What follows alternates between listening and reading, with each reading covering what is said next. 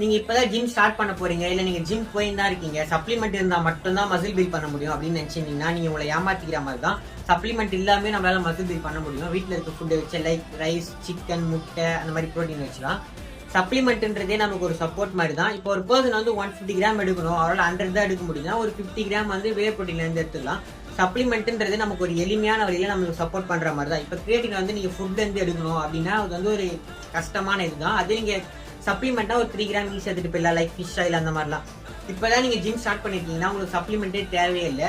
நீங்க போக போக உங்களுக்கு சப்ளிமெண்ட் நாலேஜ்லாம் கண்டிப்பா வரும். அப்ப வந்து உங்களுக்கு பாடிக்கு தேவையான சப்ளிமெண்ட்டை நீங்க ஃபுட்ல இருந்து எடுத்து பாருங்க. அப்படி முடியலன்னா நீங்க சப்ளிமெண்ட்டுக்கு போக.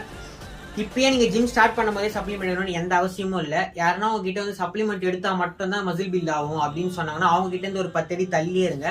இல்ல நீங்களே அப்படி நினைச்சிருந்தீங்கன்னா நீங்களே உங்களை ஃபுல் பண்ணிக்கிற மாதிரி தான். இப்ப இந்த பாடி நான் பில்ட் பண்றதுக்கு வந்து ஒரே ஒரு சப்ளிமெண்ட் எடுத்தேன். அப்போ வந்து எனக்கு கொஞ்சம் நாலேஜ் இல்லாம மாஸ் கெய்னர் எடுத்தேன்.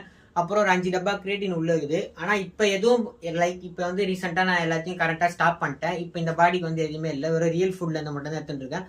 சப்ளிமெண்ட் வந்து நமக்கு தேவைதான், பட் அது வந்து செகண்டரி தான். பிரைமரி வந்து நமக்கு ரியல் ஃபுட் மட்டும் தான். நவ் யுவர் சப்ளிமெண்ட் நம்ம அடுத்த டேல பார்க்கலாம். நன்றி ஃபிக்ஸ்.